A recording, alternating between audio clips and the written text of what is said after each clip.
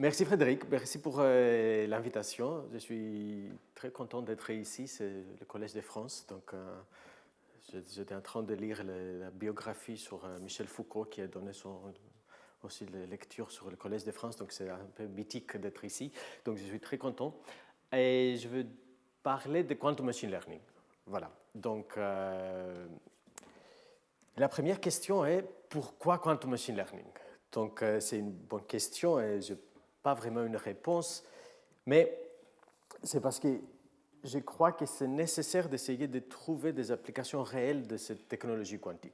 Donc, surtout que, bon, comme Frédéric a dit, il y a 20 ans, quand on a commencé à faire des algorithmes de la complexité quantique, on était une très petite communauté dans un milieu de quelques universités, donc on était assez libre de faire ce qu'on voulait, c'était très bien.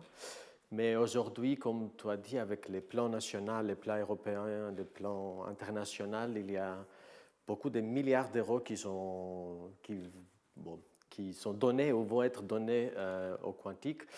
Donc, pour moi, c'est assez important d'essayer de voir est-ce que ça fait du sens de faire tous ces investissements sur le quantique, qu'est-ce qu'on va faire avec? Voilà.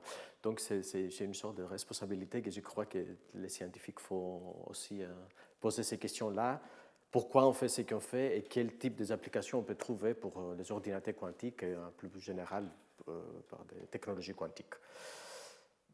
Donc, je crois que le domaine de machine learning, c'est un domaine assez intéressant pour essayer de trouver des applications des ordinateurs quantiques pour plusieurs raisons. Donc voilà quelques raisons pour être optimiste. Optimiste, ça veut dire de continuer à travailler sur ce domaine. Le premier, vous avez vu déjà quelques algorithmes assez puissants que Frédéric a détaillé, comme l'algorithme pour la résolution des systèmes linéaires, des équations linéaires.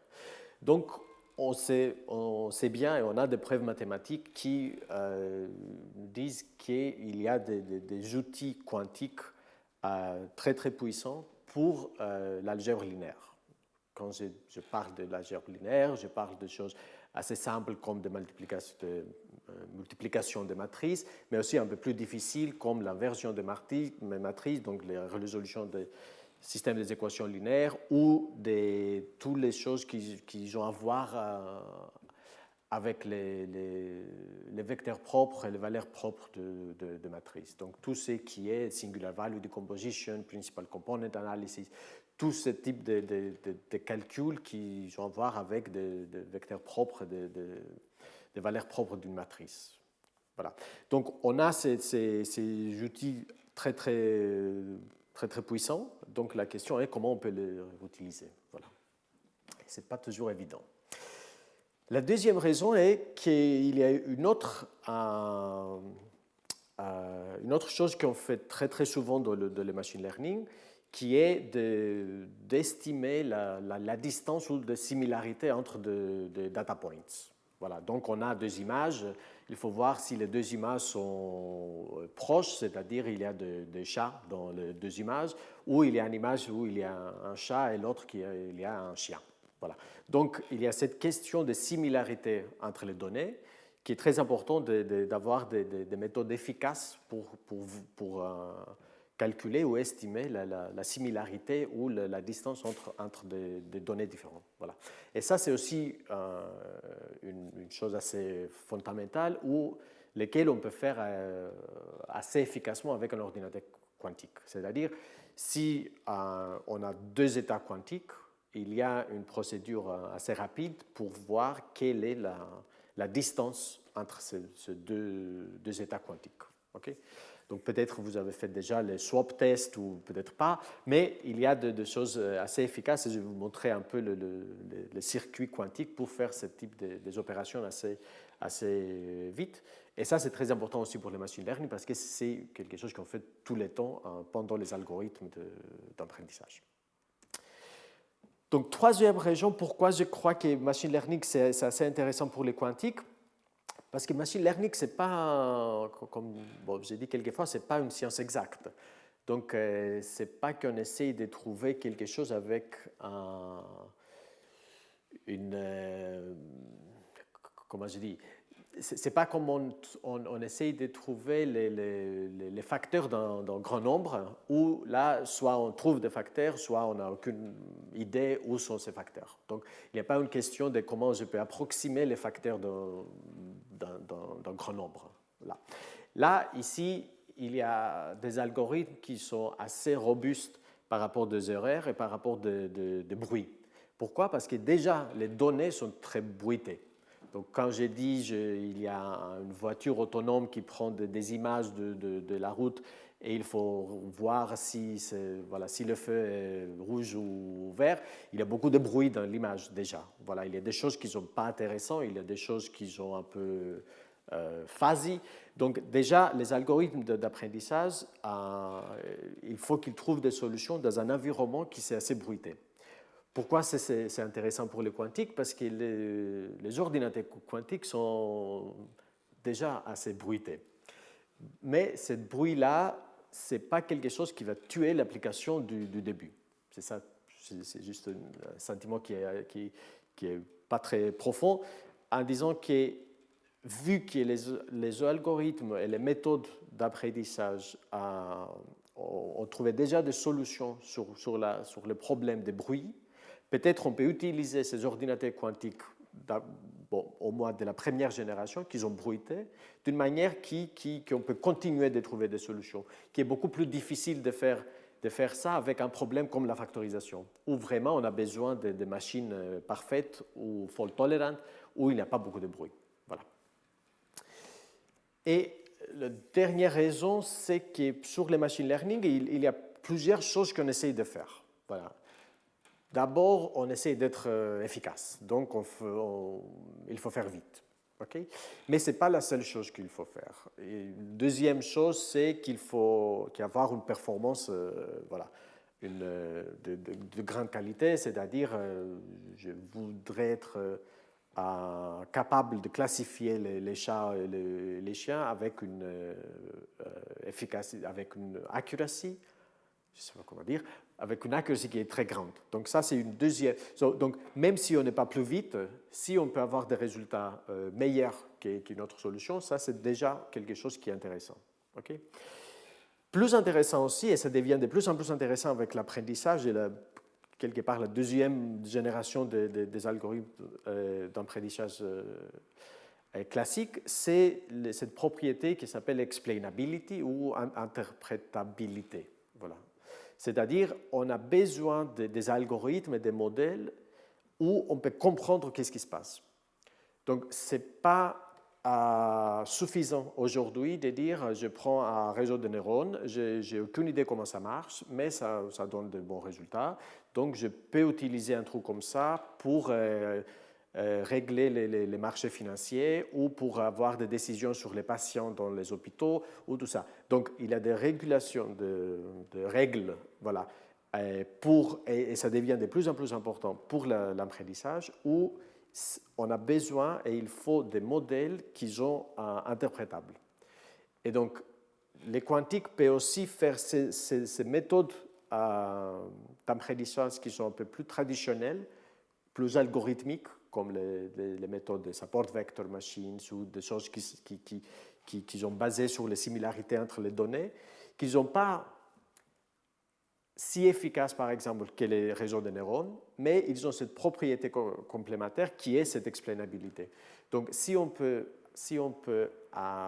mettre ces méthodes-là plus efficaces, ils peuvent concurrencer les réseaux de neurones classiques et avoir des modèles qui sont si efficaces que les classiques, mais avec cette propriété extra qui est cette explainabilité qui est assez importante. Dernière chose, c'est l'énergie, l'energy consumption. Donc, le grand problème aujourd'hui avec l'apprentissage, ce n'est pas qu'on n'a pas de bons résultats, c'est que pour trouver les bons résultats, on a besoin de super clusters de GPU qui conjument des quantités d'énergie énormes. Donc, si un ordinateur quantique peut avoir même les mêmes solutions, ou même un peu pire des solutions, mais avec une consommation d'énergie beaucoup moins qui est un cluster de GPU, ça donne aussi des choses qui sont très importantes. Et là, même si vous voyez un ordinateur quantique avec comme un truc très grand avec un frigo de presque 0 degré et tout ça, l'énergie qu'un ordinateur quantique consomme est beaucoup moins que l'énergie consommée par un cluster de GPU aujourd'hui. Et on parle d'une différence entre mégawatts et kilowatts. Donc ça, c'est une autre idée pour pourquoi les ordinateurs quantiques peuvent être intéressants pour l'apprentissage. OK, mais comme j'ai dit, il y a des raisons d'être optimiste et de continuer à travailler. Il y a aussi des raisons d'être assez prudent, c'est-à-dire continuer de travailler. Voilà. Donc, pourquoi? Parce que, bon, si vous avez vu l'exposé de Frédéric, ce n'est pas simple. Donc, ces algorithmes-là pour la simulation des Hamiltoniens, des résolutions des systèmes linéaires, des équations différentielles, ce n'est pas des choses très simples, c'est-à-dire, ce n'est pas une question de compréhension de l'algorithme, on peut essayer de faire ça, et on sait comment le faire, c'est aussi que, par exemple, la complexité de ces algorithmes dépend d'une grande quantité de paramètres. Et là, si cet algorithme quantique est plus vite ou moins vite qu'un algorithme classique, ça dépend de plusieurs paramètres qu'il faut vraiment étudier cas par cas. Donc, c'est des paramètres qui dépendent de l'instance du problème. Donc, ce n'est même pas une dépendance sur, voilà, est-ce que je veux faire un système de recommandation ou résoudre un système des équations linéaires. Pour chaque système des équations linéaires, il faut regarder la matrice qui décrit les systèmes d'équations et il faut voir les paramètres de cette matrice-là et c'est ces paramètres-là qui nous vont dire si ça fait du sens d'utiliser un ordinateur quantique pour résoudre ce système linéaire ou pas. Voilà, quelquefois c'est meilleur, quelquefois c'est pas. Donc c'est ça que j'ai dit, il y a des outils très, très puissants mais très subtils. Voilà. Et ce n'est pas toujours évident si ça va marcher ou pas. Donc, il faut vraiment, c'est dans les détails, the devil is in the details. Donc, voilà. OK, la deuxième chose qui c'est assez intéressant, d'un côté recherche aussi et d'un côté pratique aussi, c'est machine learning, on a ces données qui sont un peu énormes quelquefois. On a toutes ces images, on a tous ces signaux qui viennent peut-être des expériences de la physique au CERN ou des satellites. On a tous les trafics sur l'Internet. Donc, comment on peut prendre ces données-là, qui sont des données classiques, et faire quelque chose d'intéressant avec un ordinateur quantique? Donc, au début, il faut trouver une manière de prendre ces données classiques et transformer et transférer ces données dans un état quantique pour que l'ordinateur quantique puisse faire quelque chose avec, peut faire des calculs intéressants avec ces données. Donc, il y a une question, est-ce que c'est efficace de prendre ces données classiques et les transformer dans les états quantiques, comme Frédéric a montré, pour résoudre ce système des équations linéaires? Il faut prendre les vecteurs classiques et les matrices classiques A et B et construire ces états quantiques qui correspondent à cette matrice et ces vecteurs. Est-ce que ça, c'est efficace ou pas? Donc, je vais vous donner quelques idées pourquoi il y a des cas où c'est efficace, il y a d'autres qui peut-être ne c'est pas. Donc, encore une fois, il faut regarder vraiment dans les détails du problème. Troisième chose, comme on a vu, la solution de ces algorithmes quantiques reste une solution quantique. Donc, quelquefois, cette solution quantique est déjà très intéressante pour résoudre ton problème et c'est facile de le faire avec cet état quantique. Quelquefois, ce n'est pas le cas, donc il faut transférer l'information qui est encodée de ces solutions quantiques dans un état classique. Et là, il faut répéter cet algorithme quantique plusieurs fois pour être capable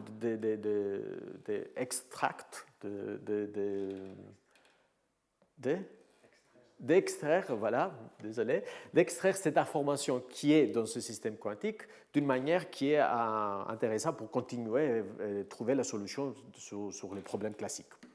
Okay? Encore une fois, Quelquefois ça marche, quelquefois ça marche moins bien, et on va regarder quelques cas différents pour voir s'il y a un problème ou pas.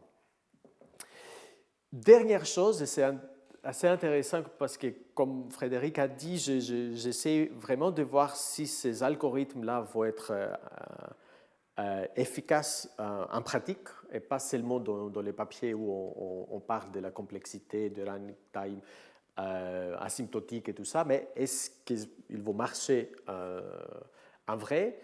C'est très difficile de faire du benchmarking de machine learning si on ne peut pas faire tourner l'algorithme avec les données, les vraies données. Et ça, c'est un vrai problème, surtout sur la partie de l'apprentissage quantique qui est l'analogue de réseau de neurones. Parce que là, on n'a pas de preuve que ça marche ou ça ne marche pas. Il faut vraiment faire tourner le réseau de neurones. Il faut train les réseaux de neurones avec les vraies données et voir si ça marche ou pas.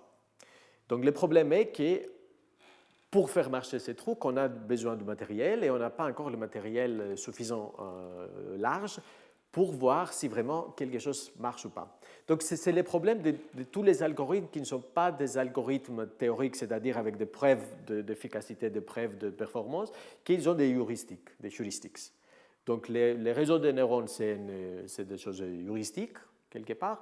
Donc pour voir si une heuristique marche ou pas, il faut voir. Voilà. Et en absence de grand matériel, on peut faire des petites expériences de réseaux de neurones avec 4 nœuds ou 8 nœuds ou 10 nœuds. Et après, on peut essayer d'extrapoler la performance de ce réseau de neurones quantiques en disant si ça marche pour 4 nœuds, je suis sûr que ça marche avec 1000 nœuds parce que pourquoi pas. Donc ça, c'est pas une preuve mathématique donc c'est assez difficile de voir qu'est-ce que ça va marcher le moment où l'échelle des ordinateurs va devenir assez large pour avoir de vraies applications avec les vraies données. OK, donc est-ce qu'il y a des questions jusqu'ici? C'était un peu... Non, donc je continue. All right, donc je continue. Donc je voudrais vous donner juste un premier exemple où on est aujourd'hui. Qu'est-ce qu'on peut faire aujourd'hui avec des ordinateurs quantiques qu'on a aujourd'hui ou des machines quantiques qu'on a aujourd'hui sur le machine learning. Okay? Donc, on a regardé les problèmes les plus basiques sur le machine learning, qui est la classification. Donc, qu'est-ce qu'est la classification? On a beaucoup de données. Ça pourrait être données de marché financier, ça pourrait être des images médicaux, des signaux qui arrivent dans une voiture autonome ou des préférences d'un utilisateur sur un système comme Amazon ou Netflix avec des préférences sur les produits, les films et tout ça. Donc, on a ces données-là. Et la question est, est-ce qu'on peut trouver des algorithmes quantiques pour faire une classification? Une classification, c'est-à-dire, par exemple, est-ce que cet email est un vrai email ou un spam? Est-ce que ces images, les images de chats ou les chiens? Ou les choses comme, en regardant les données du marché financier de l'année dernière, qu'est-ce qu'il faut faire? Vendre ou acheter? Voilà, donc ce type de decision making, de prendre des décisions. Et comme je dis, il y a des grands types d'algorithmes différents pour ce problème-là. Les premiers sont plus algorithmiques, quelque part. Donc, par exemple, il y a cet algorithme qui s'appelle Nearest Centroid, qui est assez simple. Il y a 3 catégories de données, le bleu, le vert et le rouge. Donc, ce qu'on fait quand on essaye d'apprendre les modèles, c'est qu'on calcule les points bleus moyens, les points verts moyens et les points rouges moyens, c'est les centroids. Et après, le moment où une nouvelle donnée arrive dans le système, les petits cercles blancs, donc on regarde les 3 centroids des 3 catégories différentes, on trouve les plus proches, là c'est les plus proches, c'est les verts, et donc on dit que les nouveaux données, c'est vert. Voilà, donc c'est un algorithme très très simple, mais qui arrive aussi dans les supervised, mais aussi dans les unsupervised learning. C'est quelque chose d'assez fondamental. L'autre manière de faire ça, c'est avec des réseaux de neurones. Voilà, c'est la nouvelle manière de faire les classifications dans l'apprentissage. Okay? Donc, ce qu'on a fait, on a trouvé des algorithmes quantiques qui sont basés un peu ou inspirés par ces algorithmes classiques. Là, il faut aussi écrire les logiciels quantiques. Et j'ai mis ça parce que ce n'est pas si simple que comme on écrit les logiciels classiques. Pourquoi ce n'est pas si simple? Parce que quand on veut faire le logiciel pour avoir un algorithme comme Nearest Centroid dans une machine classique, on utilise un langage très très haut niveau comme Python et on s'en fout si ça passe dans un GPU, dans un CPU, combien de bits classiques on utilise et surtout quel type de porte entre qubits ou entre bits on va utiliser. On s'en fout de tout ça, on reste dans un niveau très très haut niveau où on écrit quelques lignes de Python et là, l'algorithme tourne dans un hardware d'une manière optimisée parce que tous les autres niveaux de cette stack du logiciel, ils sont déjà optimisés. Voilà. Mais là, ce n'est pas exactement la même chose avec un ordinateur quantique parce qu'on a, dans un niveau, il y a une différence si on peut utiliser 8 qubits ou 9 qubits. Voilà. On n'a pas cette problématique avec un ordinateur classique, mais avec un ordinateur quantique, bon, à ce moment, on a ce type de questions. Donc, on a vraiment besoin d'aller très, très bas dans les stacks de logiciels où on explicite les portes et les qubits et qu'est-ce qu'on fait avec chaque qubit. Voilà. Donc, c'est pour ça que c'est un peu plus difficile de dire j'ai un algorithme que j'ai écrit dans un papier, comment ça se traduit dans un circuit quantique avec 5 qubits ou 10 qubits. Il y a plusieurs manières différentes de faire le même algorithme avec un circuit quantique. Il y aura quelques circuits qui rentrent dans le matériel qu'on a aujourd'hui, l'autre qui ne rentre pas. Donc, si on a vraiment besoin de trouver des solutions pour utiliser les ordinateurs qu'on a aujourd'hui ou l'année prochaine, il faut vraiment optimiser tout ça avec les logiciels. Okay? Donc, on a construit ces circuits quantiques et on a donné ça dans un ordinateur quantique qui est sur le cloud. Il y a quelques-uns comme ça, comme les IBM, les IonQ, en Europe aussi. Et qu'est-ce qu'ils étaient les résultats? Donc, ça, c'est un papier qu'on a publié il y a quelques mois. Donc, on a essayé encore une fois de faire les choses les plus simples pour voir si au moins ça marche. Donc, on a utilisé la dataset de MNIST. Donc, ça, c'est des digits écrits à la main. Donc, la question est, est-ce qu'un ordinateur quantique peut comprendre s'il s'agit d'un chiffre 0, 1, 2, 3 ou 9. Voilà. Et donc, aujourd'hui, ce qu'on peut faire avec un ordinateur quantique est d'être correct sur ces 10 digits différents avec 8 sur 10 fois. Donc, avec une probabilité de presque 80%, 77,50%. Et c'est qu'on voit ça c'est les matrices de confusion. Donc, les résultats parfaits, c'est la diagonale qui est noire et tout autre est blanc. Donc, le premier, c'est la performance d'algorithme classique, avec les mêmes nombres de dimensions des données, parce qu'il fallait un peu resserrer la dimension des données. Et en bas, c'est la performance de l'algorithme quantique et il n'y a pas vraiment une grande différence entre les deux.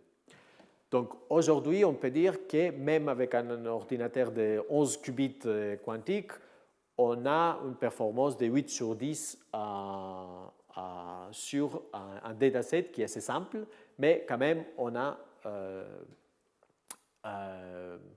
réussi de déchiffrer 10 classes différentes de digits. Voilà. Donc, on est un peu là. C'est assez loin des performances des algorithmes classiques ou des réseaux de neurones classiques qui sur ces problèmes-là, ils ont à 99,7%. Donc, on est loin encore. Mais au moins, on commence d'avoir des résultats qui n'ont pas de bruit. Voilà. Et ça, c'est déjà quelque chose que, voilà, s'il m'avait demandé il y a 3 ans si on sera là aujourd'hui, je disais non. Bon, la même chose que si je ne sais pas pour Frédéric, mais moi, si quelqu'un m'a demandé il y a 20 ans, quand on a commencé, si on sera aujourd'hui là, je disais aussi non. Donc, je suis très content d'être surpris positivement par les avancées de quantique. OK. Donc, comme je dis, la deuxième manière de faire cette classification, c'est ces réseaux de neurones. C'est quelque chose qui est, voilà, comme j'ai dit, c'est des types de heuristiques pour trouver des architectures et des réseaux différents pour essayer de trouver de meilleures manières de faire ce type d'algorithmes. Donc, il y a plusieurs propositions. J'ai mis quelques-unes ici. Donc, quelle est l'idée? L'idée est qu'on construit un circuit quantique avec des portes qui ont quelques paramètres. Donc, chaque porte, ça pourrait être une rotation avec un angle qui est un paramètre θ.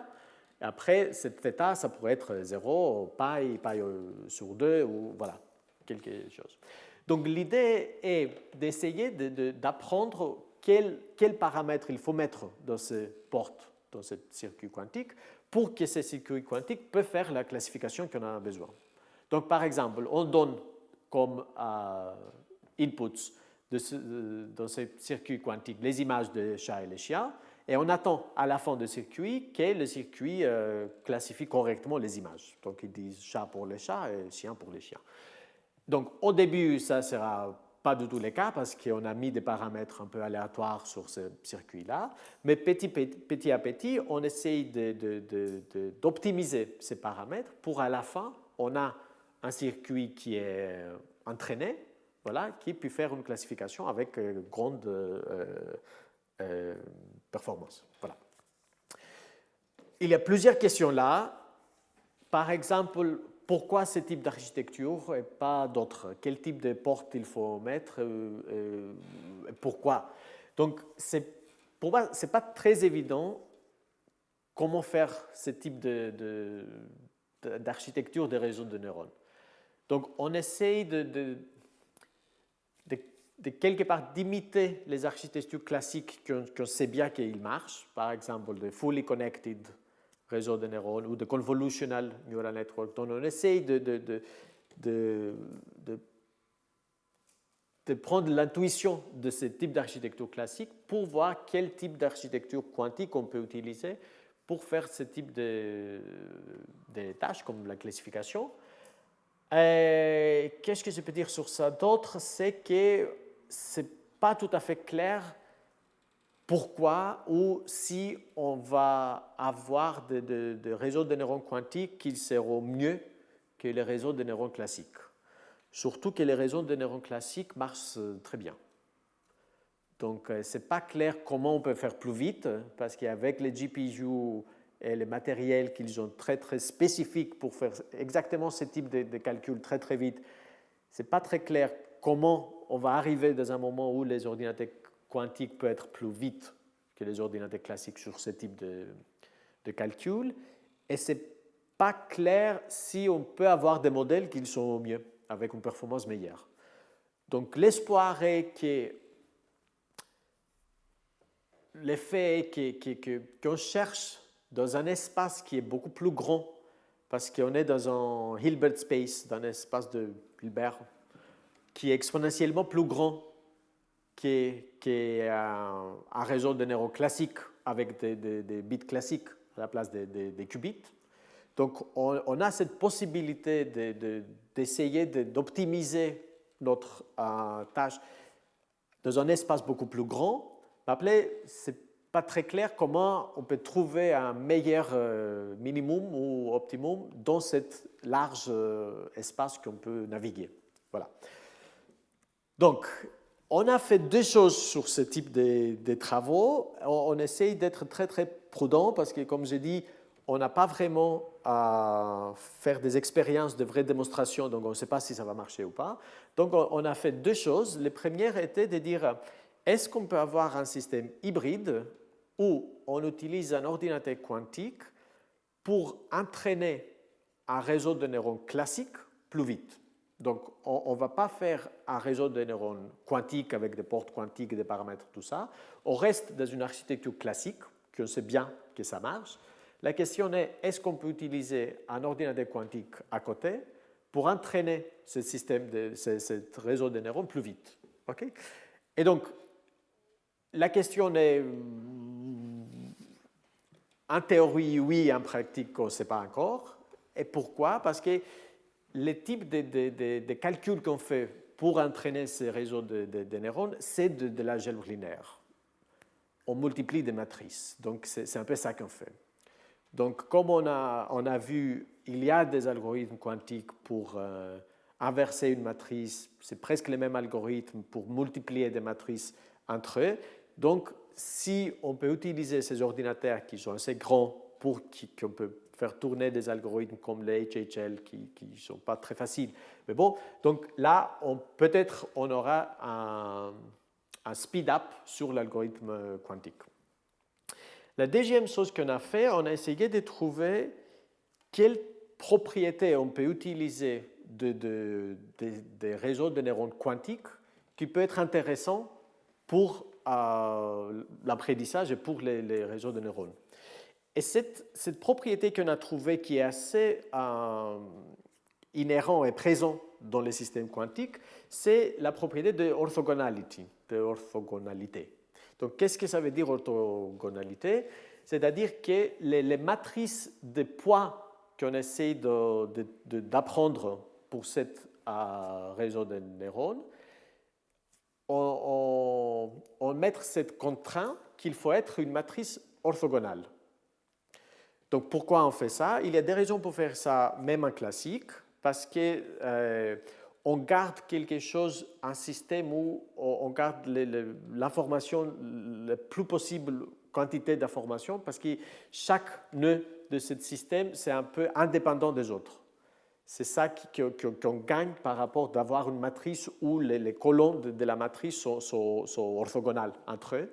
C'est qu'on garde un peu plus un volume d'informations le plus grand possible.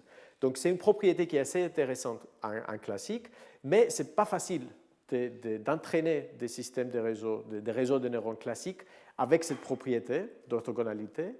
La meilleure manière qu'on essaie de faire ça, c'était on fait un algorithme de gradient descent. On trouve des nouveaux poids. C'est une matrice qui n'est pas du tout orthogonale. Et après, on utilise un algorithme pour orthogonaliser la matrice, comme trouver les vecteurs propres et tout ça. Et ça, ce n'est pas très vite. Donc, c'est pour ça que ce type de réseaux de neurones ne sont pas utilisés, ne sont pas très populaires en classique. Mais là, ce qu'on a vu, c'est qu'en utilisant l'intuition, et ça, c'est aussi un quantum-inspired algorithme, en utilisant l'intuition qui est un système, un circuit quantique, ça représente une matrice unitaire. Et une matrice unitaire, c'est une matrice orthogonale. Donc, on oublie les trous complexes, on reste dans le réel. Et donc, cette propriété orthogonalité, c'est quelque chose qui est déjà là, qui est déjà présent dans les systèmes quantiques. Et on ne peut pas faire quelque chose de très difficile pour continuer d'être orthogonal. Donc, on a fait ce type de recherche-là et ça sera un papier qui va sortir dans quelques semaines, donc c'est assez récent. Et là, je crois que c'est le... Ah, j'ai encore un peu de temps. OK. Donc là, je passe dans une autre chose et je vais utiliser quelque chose que vous avez vu avec Frédéric. Donc ça, c'est aussi une application qui est assez fondamentale sur le machine learning, qui est la réduction de la dimensionnalité des données. Donc, on commence toujours avec des données qui sont plutôt d'une dimension énorme. Et la première chose qu'on fait plusieurs fois, c'est d'essayer de réduire la dimension des données pour qu'après, on peut utiliser des algorithmes de l'algèbre linéaire où voilà, la complexité de ces algorithmes, c'est par exemple cubique dans la dimension. Donc, avec une dimension de 10 000, on est déjà aux limites. Donc, si les données ont une dimension plus que ça, il faut d'abord réduire les dimensions et après être capable d'utiliser ces algorithmes dans l'algèbre linéaire. Donc ça, c'est des choses que vous avez déjà entendu parler, c'est des singular value decomposition, principal component analysis, ou d'autres un peu plus pointus, les linear discriminant analysis ou slow feature analysis. Tout ça, c'est des méthodes de réduction de dimensionnalité des données qui sont basées sur presque la même chose. On regarde les spectres de la matrice, on regarde des vecteurs propres et des valeurs propres, et par exemple, pour le principal component analysis, on garde seulement les vecteurs propres avec des valeurs propres les plus grands. Voilà, donc on s'en fout des choses qui ont des valeurs propres très petites, on garde seulement les top spectrum. Voilà. Donc tous ces types d'algorithmes ça, sont à peu près les mêmes. Quelquefois on regarde les plus grands, quelquefois on regarde les plus petits, mais c'est toujours des choses qui sont liées avec les vecteurs propres de la matrice. Bon, ça c'est pas intéressant, mais voilà, il y a des manières de faire ce type de l'algèbre linéaire en quantique. Et comment on peut faire ça? Voilà cette méthode qui est, comme Frédéric a dit, c'est un peu l'extension de phase estimation pour les matrices qui ne sont pas unitaires. Donc, on sait très bien de dire que si j'ai un vecteur propre d'une matrice unitaire, je peux écrire ou estimer la value propre qui correspond dans ce vecteur propre.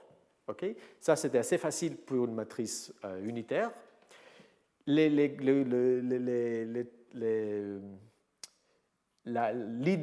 vraie idée de l'algorithme de HHL, c'était de dire, voilà, si j'ai une matrice unitaire, je sais comment le faire. Qu'est-ce qui se passe si j'ai une matrice qui vient d'un système linéaire qui n'est pas unitaire? Et donc, qu'est-ce qu'on fait? D'une manière, on embed, on embed une matrice non unitaire dans une matrice unitaire qui est simple à construire ou à implémenter. Okay? Donc, c'est ça l'idée. Donc, on prend une matrice qui n'est pas unitaire, on assume pour le moment que c'est symétrique, Hermitian et tout ça, on embed cette matrice dans une matrice unitaire d'une manière où les valeurs propres et les vecteurs propres de ces deux matrices sont liés.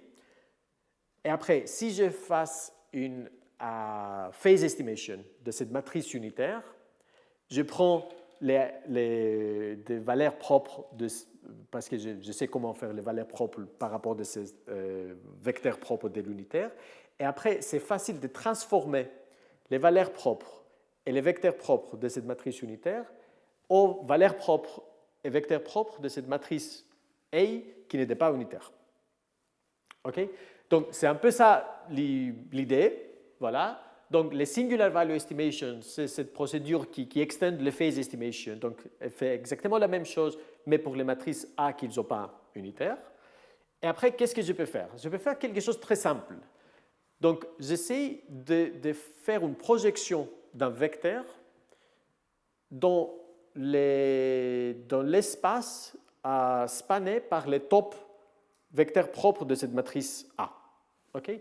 Donc, j'ai un vecteur B, c'est écrit comme une combinaison de vecteurs propres de cette matrice A. Je ne sais pas qu'est-ce que c'est. Je ne sais pas qui sont les vecteurs propres, voilà, mais ça, c'est une base, orthonormal basis. Donc, cet vecteur B s'écrit d'une manière comme ça. Et après, si j'utilise cette procédure, voilà, je peux écrire à côté de ces vecteurs propres les valeurs propres. Et après, c'est assez facile d'une manière de garder les valeurs propres qui sont grandes et de rejeter les valeurs propres qui sont petites. Comment je fais? J'utilise un nouveau qubit, une flag, où je mets 0 si la valeur de lambda I est plus grande qu'un threshold, qu'un T, et je mets 1 si c'est plus petit. Et après, ce que je peux faire, c'est garder un peu la partie de l'état qui a un 0, voilà, et effacer la partie 1. Pour faire ça, on peut utiliser l'amplitude amplification et tout ça. Mais à la fin, j'aurai cette étape ici qui est exactement la projection du vecteur B dans l'espace spanné par le vecteur propre de la matrice A avec une valeur propre plus grande que T. Okay? Donc, on a fait exactement ce qu'on voulait. On a fait une principal component analysis. Et ça, on peut utiliser, par exemple, pour faire les systèmes de recommandation. Donc, ça, c'était quelque part la première end-to-end application pour le machine learning. Et c'est assez simple de comprendre comment ça marche cet algorithme. Donc, on a une matrice de préférences, on a des utilisateurs et des produits. Okay? Il y a des préférences des utilisateurs si j'aime un produit ou j'aime pas un produit, par exemple. Si on regarde et la question est quoi? Et la question est d'essayer de comprendre si un produit a une grande valeur pour l'utilisateur ou pas. Parce qu'il faut faire une recommandation d'un produit. Ça vaut mieux de faire une recommandation d'un produit qui a une valeur pour l'utilisateur. Donc, si on voit ce problème comme un problème mathématique, en fait, ce qu'il faut faire, c'est de prendre l'utilisateur, qui est un vecteur un row de cette matrice, et faire une projection de ce vecteur dans l'espace spanné par les top vecteurs propres de cette matrice-là. Et là, on a vu comment le faire. On peut utiliser cette Singular Value Estimation Procedure pour faire ça très efficacement. Voilà. Et ça, c'est la vraie procédure quantique qu'on fait. C'est cette projection de ce vecteur qui est l'utilisateur dans cet espace spanné par des vecteurs propres de cette matrice. Et là, on peut conclure qu'un ordinateur quantique peut faire des recommandations vite. Donc, il y a quelques années, là, c'était exponentiellement plus vite. Après, comme Frédéric a dit, c'est plus exponentiellement plus vite, mais c'est polynomialement plus vite, parce qu'il y avait des nouveaux algorithmes classiques, voilà, qui, inspirés par notre algorithme quantique, ils ont trouvé des manières de faire le même type d'algorithme en classique, avec une complexité où les dimensions de la matrice, les utilisateurs et les produits sont dans un log. Voilà. Donc, la complexité de l'algorithme dépend dans le nombre d'utilisateurs et de produits seulement dans un logarithme. Et là, c'est la complexité qui dépend dans les types différents d'utilisateurs, c'est-à-dire les ranks of the matrix, dans les rangs de la matrice. Et là, si je mets quelques chiffres qui correspondent à la matrice d'Amazon ou de Netflix, par exemple, on a beaucoup d'utilisateurs, on a beaucoup de produits, mais les types différents des utilisateurs, ce n'est pas si grand. Donc, on n'est pas tous des utilisateurs uniques. En fait, non. 99% des utilisateurs rentrent dans une centaine de catégories différentes. Voilà. Donc, quand on fait une recommandation, on fait une recommandation qui correspond dans un groupe d'utilisateurs et ce n'est pas vraiment unique pour une personne. Okay? Donc, avec ce type de matrices-là, qu'ils ont des low rank, qu'ils ont un rank assez petit par rapport à la dimension, on voit que ce type d'algorithmes, les quantiques ou les quantum inspired sont mieux. Mais quand même, c'est ça que Frédéric a dit, qu'en pratique, ça, ce n'est pas du tout efficace pour le moment. C'est parce que la complexité ici par rapport des rangs, c'est sur 8, sur une puissance de 8. Et ça donne des chiffres qui sont même pires que les algorithmes classiques qu'on connaissait avant. Okay? Donc ça, c'est assez intéressant parce que, voilà, le speed-up a devenu de exponentiel à polynomial, mais en pratique, rien n'a changé. Parce que les polynomiales, pour le moment, c'est plus grand que l'exponentiel si on met les chiffres et les dimensions pour lesquels on voudrait résoudre le problème. Très bien. Donc, je suis presque à la fin. Je voudrais juste dire 2 mots sur comment on essaye comme j'ai dit, de transférer les données classiques sur un ordinateur quantique pour qu'on puisse faire ces algorithmes après. Donc, on a trouvé ce type de circuit parce que, comme j'ai dit, à la fin, il faut décrire un circuit. Ce n'est pas un algorithme de haut niveau, voilà, on fait ça. Il faut vraiment voir comment les circuits, comment on fait les circuits. Donc, on utilise ce type de portes qui ont des portes avec un paramètre θ et ils font une petite rotation avec les cosines et les sines dans les deux dimensions et ils ont l'identité dans les autres deux dimensions. Donc, c'est une porte de 2 qubits. Et les circuits semblent de quelque chose qui est à droite, il est presque un arbre de ces portes. Donc, au début, on a une porte entre le premier et les qubits au milieu. Après, on a 2 portes. Après, on a 4, 8, et so forth. Donc, le nombre de portes, c'est exactement la dimension du donné. Peut-être que je vous montre ça. Donc, si on a une donnée classique avec n dimensions, donc une manière de faire transférer cette donnée classique dans un état quantique qui est intéressant pour faire les algorithmes après, on peut utiliser une qubit par dimension, donc n qubits, mais la bonne chose, c'est que les depths, les profondeurs du circuit est seulement logarithmique à n. Et le nombre de portes quantiques, c'est exactement l'optimal, c'est-à-dire il y a n-1 parce qu'il y a n-1 degrees of freedom pour un vecteur qui a norme 1 qu'on pourrait mettre dans ces systèmes. Okay? Ce qui est aussi très intéressant, c'est qu'on peut un peu faire un trade-off entre le nombre de qubits qu'on a besoin et les profondeurs du circuit. Donc, on peut faire la même chose avec beaucoup moins de qubits. Donc, on passe de n à racine n et on augmente les profondeurs de log n à racine n log n.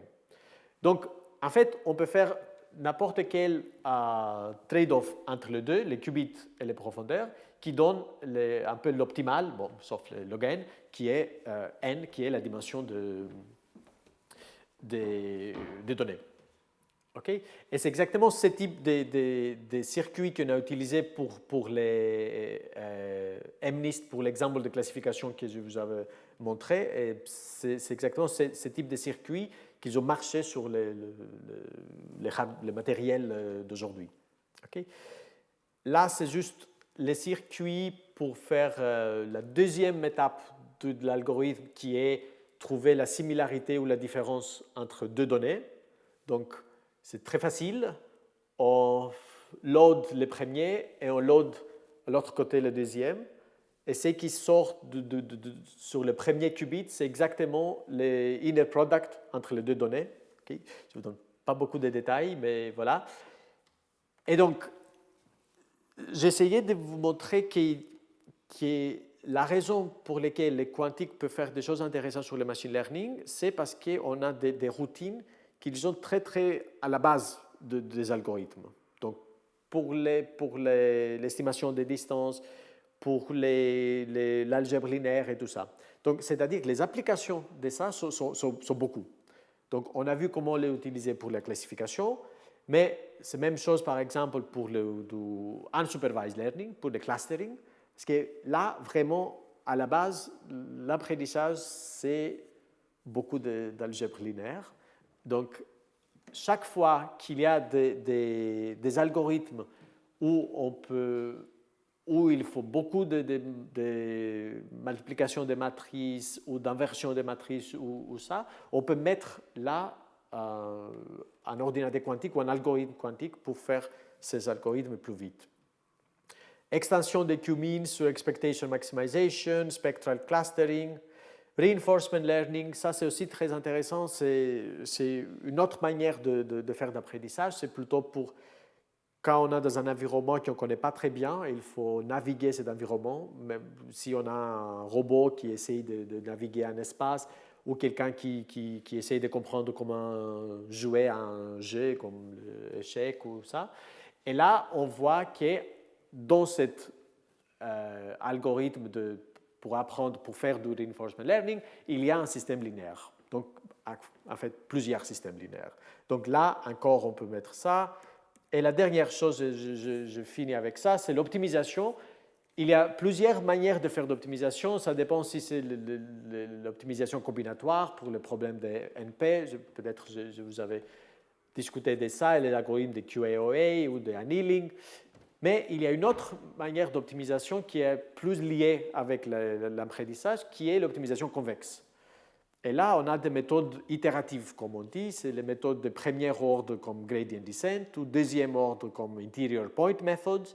Et là, quand on regarde ces méthodes-là, on voit que dans chaque étape de ces méthodes, pour les second order, il faut aussi résoudre des systèmes d'équations linéaires. Encore une fois, ce n'est pas qu'on peut prendre l'algorithme quantique des équations linéaires et mettre dans ça et ça marche. Il faut beaucoup de choses à prouver, encore une fois, parce que tout ça, ça fait avec des bruits, même des bruits parce que les algorithmes quantiques sont approximatifs. Ce n'est pas le bruit du matériel maintenant, mais c'est le fait que ces algorithmes ne sont pas déterministes, sont probabilistes de quelque manière. Donc, il faut voir si la convergence marche encore, si ça marche bien en pratique. Donc, il y a plusieurs choses à voir pour voir si ce type d'algorithme marche. Et là, j'ai fini en disant qu'on a des outils quantiques assez puissants pour les choses qui sont importantes pour l'apprentissage, comme l'algèbre linéaire, l'estimation des distances. Et ils sont assez subtils. On a vu les inputs, les outputs, qu'est-ce qu'on peut faire avec tout ça, tous les paramètres qui sont importants pour ce type d'algorithmes. Je crois que les choses les plus intéressantes, ça sera plutôt les algorithmes moins classiques sont très, très difficiles à faire, c'est-à-dire sont cubiques dans les dimensions. Donc, tout ce type de l'algèbre linéaire assez difficile, c'est-à-dire les principal component analysis ou le kernels, spectral clustering, des choses où vraiment on a besoin de beaucoup de calculs, parce que ça, c'est quelque chose que l'ordinateur quantique et les algorithmes quantiques peuvent faire très bien. Et à la fin, il faut voir si ces solutions-là vraiment marchent en pratique. Donc, on commence petit à petit. On a besoin de matériel un peu plus grand pour faire le benchmarking sur les choses qui sont plus heuristiques. Pour les algorithmes, on a des preuves mathématiques, donc ça, c'est intéressant aussi. Et j'ai fini en disant que, voilà, on n'est pas là encore, donc on n'est pas dans les moments où les ordinateurs quantiques d'aujourd'hui vont révolutionner l'apprentissage et le machine learning, mais on n'est pas si loin non plus. Donc vraiment, je suis optimiste parce qu'il y a de jeunes brillants qui travaillent sur le domaine, donc il y a beaucoup des avancées côté algorithmique qui font que ces algorithmes qui ont pensé qu'ils ont besoin de milliards, de millions de qubits, maintenant on le peut faire tourner avec des milles de qubits, par exemple. Donc on essaye, et c'est ça que je travaille beaucoup, on essaye de limiter les ressources nécessaires pour que ces algorithmes marchent en réalité. Et c'est ça qui fait que les timelines, l'horizon pour trouver ces applications, se resserre toujours et ça va continuer de se resserrer. Merci beaucoup, c'est tout.